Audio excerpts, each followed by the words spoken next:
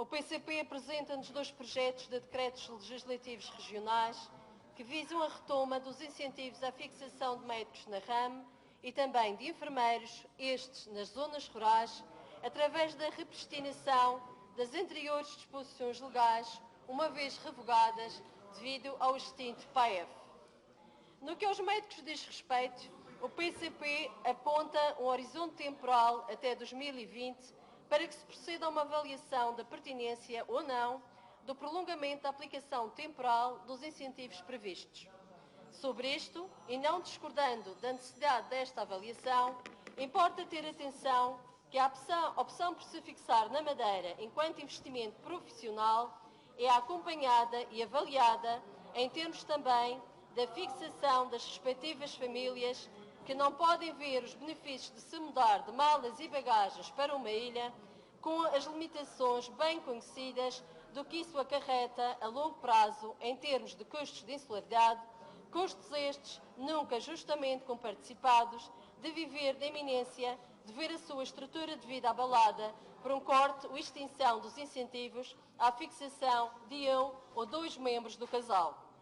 Reconhecemos o esforço no sentido de garantir o aumento do número de médicos e enfermeiros no Serviço Regional de Saúde, embora a carência ainda sentida seja generalizada a todos os estabelecimentos de saúde, não deixando de restar que muitos concursos públicos abertos, no que a médicos diz respeito, têm ficado sem necessária ocupação.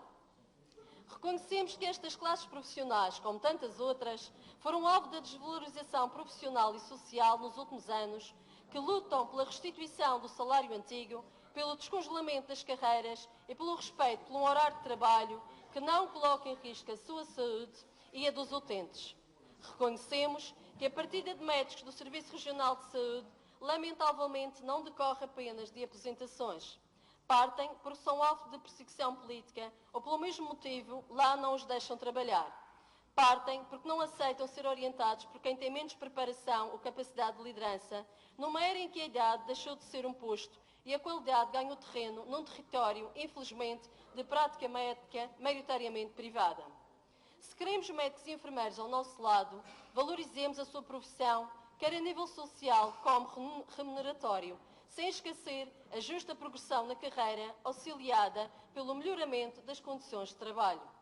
É ainda importante reforçar que os médicos do continente têm muito mais oportunidades de remuneração adequada à exigência do cargo relativamente à oferta na região, porque têm mais centros com falta de médicos e, outro aspecto de suma importância, estão perto dos centros de formação e de renovação de informação, ao contrário dos médicos de cá, que, enquanto residentes nas ilhas, não têm as mesmas oportunidades, visto estarem limitados ao pagamento de viagens aéreas e alojamento, caso pretendam obter formação. Vários médicos alegam, ao abrigo do anonimato, que o apoio à formação dada pelo Cesarame está confinado a determinados médicos, conhecidos internamente como os amigos do sistema, e os restantes ficam completamente abandonados. A indústria farmacêutica não apoia a maioria dos médicos nestas formações imprescindíveis para realizar uma prática clínica adequada.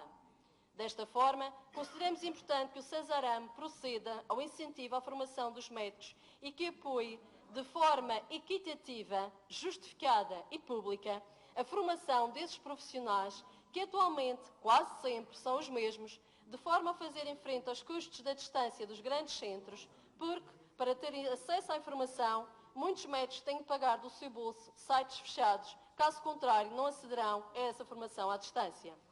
Quanto aos enfermeiros, continuam a ser insuficientes na resposta atempada à população. A falta de espaço nos nossos hospitais faz com que as altas sejam prematuras, levando os doentes para casa, mas ainda com cuidados cotidianos que devem ser assegurados por visitas ao domicílio das equipas dos centros de saúde. Por outro lado, temos a desertificação das zonas rurais no que aos habitantes mais jovens diz respeito, perdendo-se o apoio que existia em termos de responsabilidades familiares no acompanhamento próximo dos seus idosos. Sendo mais produtiva a deslocação dos enfermeiros a casa do que o transporte de um doente ao serviço de saúde, não podemos disfarçar a dura realidade que é encarar longas distâncias a pé, quando não há acessos para viaturas, em veredas e caminhos enlameados, sob duras condições climatéricas, como aquelas que se fazem sentir em boa parte do ano nos concelhos mais a norte. Ter médicos e enfermeiros dispersos por toda a região, através de uma política de proximidade e de reforço dos cuidados primários, evitará muitas falsas urgências e o agravamento de situações de saúde características de uma população envelhecida e com necessidades assistenciais. Importa ainda deixar claro a necessidade de negociação coletiva com os parceiros sociais, uma vez que, no cumprimento da repristinação destes projetos de decreto legislativo regional, será pertinente uma avaliação atualizada dos meios e incentivos que atualmente sejam mais atrativos aos profissionais em causa. Da aprovação destas medidas resultarão certamente novos encargos financeiros diretos, mas antes investir no serviço público de saúde através do aumento dos recursos humanos do que apenas considerar investimento o pagamento de dívidas para que o sistema se mantenha à tona como um sobrevivente fragilizado de uma nau sem rumo.